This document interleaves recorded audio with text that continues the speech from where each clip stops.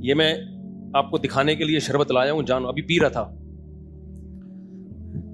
میں دیسی ٹوٹکے نہیں بتاتا، نہ میں حکیم ہوں نہ میں ڈاکٹر ہوں، لیکن کچھ چیزیں تجربوں کی ہوتی ہیں نا تو وہ بتا دینی چاہیے، اس میں کوئی حرج نہیں ہے. کوئی ڈاکٹر حکیم اس کی نفی نہیں کرے گا. ایک تو چینی اپنی زندگی سے ہمیشہ کے لیے نکال دو، سمجھ رہے ہو؟ چینی کے شربت پربت کبھی بھی نہ پیو، ایسے سمجھو جیسے چرس پی رہے ہو. چینی کو نکالو، سمجھ رہے ہو؟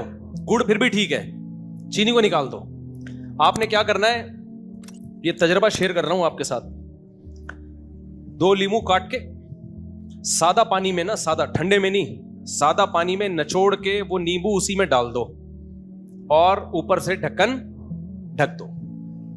یہ 2-2.5 گھنٹے پڑا رہے ایسے ہی. اس سے کیا ہوگا، وہ لیمبو کے ایک چھلکے کا جو کڑوا پن ہے نا وہ پانی میں آ جائے گا، تو وہ کڑوا ہی پینا ہے، سمجھ رہے ہو؟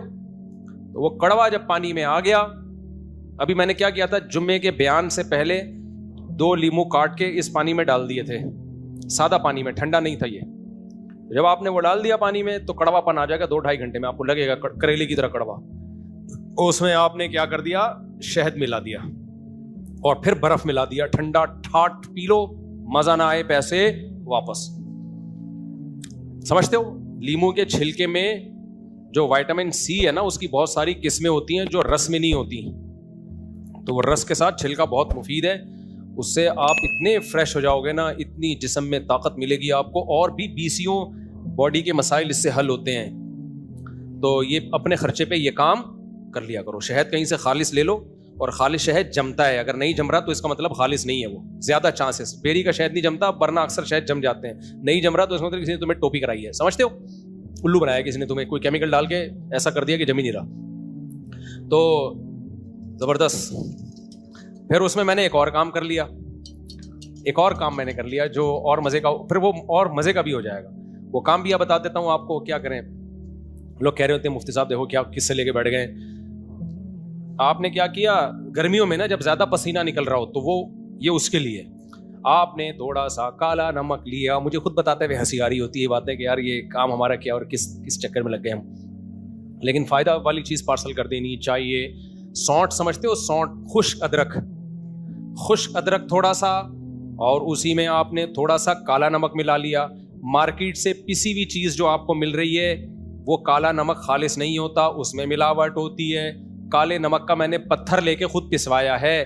پاکستان میں پاؤڈر کی شکل میں کوئی چیز مت خریدیں، نہ پسی ہوئی مرچیں خریدیں، کالی مرچیں بھی پسی ہوئی نہ خریدیں.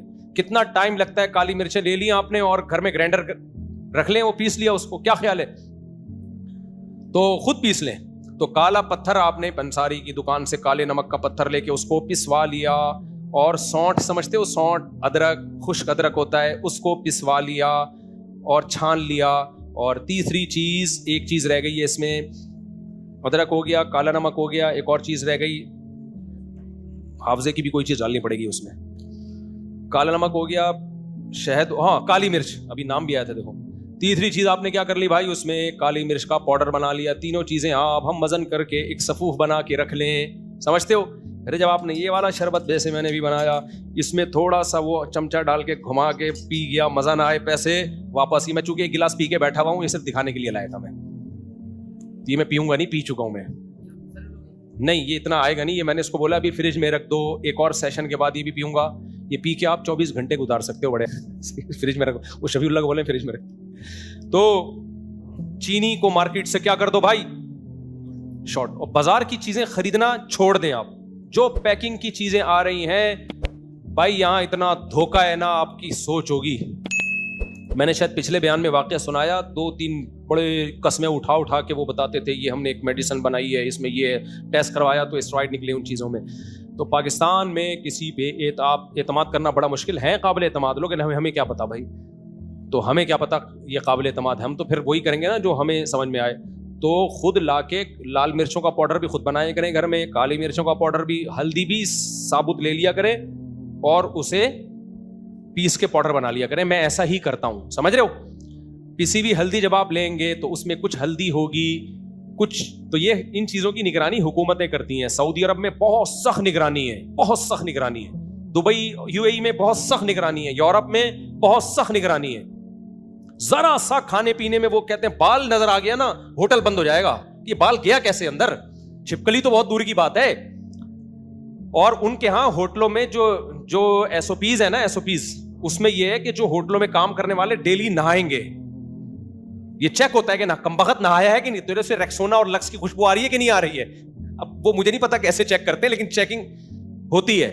ہمارے ہاں جو کچن میں کھانا پکانے والا ہے اس کی مرضی ہے کہ وہ نہائے یا بولو نہیں نہائے, اس کی مرضی. ہو سکتا ہے وہ 1 سال سے نا اس کا, میرا جسم میری مرضی, ٹھیک ہے نا.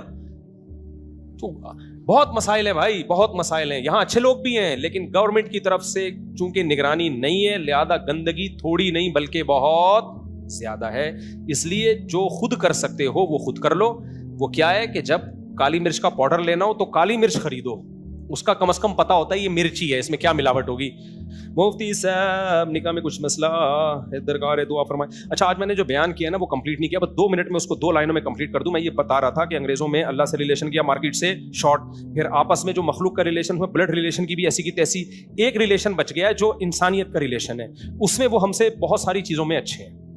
اس چیز میں گوروں کی تعریف بنتی ہے. وہ مشہور آدمی کو بلا وجہ تنگ نہیں کرتے, بلا وجہ کی سیلفیوں کا اصرار نہیں کرتے, کسی کی چھپ کے ویڈیو نہیں بناتے, پرائیویسی کو دنیا کے سامنے نہیں لے کر آتے. اور تھینک یو, آداب. مالی معاملات میں کیا ہے, 1 نمبر. وہاں باپ بیٹوں کے اس طرح کے جھگڑے نہیں ہوتے کہ بیٹا کاروبار کر رہا ہے اور ساری قوم مل کے کیا کر رہی ہے, کھا رہی ہے. جو میں نے مثالیں, وہ مالی معاملات میں گورا کیا ہوگا, جو ایگریمنٹ ہوتا ہے اس کو پورا کرتے ہیں. تو یہ چیز ان میں اچھی ہے. تو یہ پورا اسلام نہیں ہے. تو صرف ٹھیک ہونا اس کو نہیں کہتے, باقی 2 چیزوں کو بھی آپ کو ٹھیک کرنا پڑے گا. تو پھر آپ کیا بنیں گے اللہ کی نظر میں, ٹھیک, اور قیامت میں ٹھیک لوگ جنت میں جائیں گے.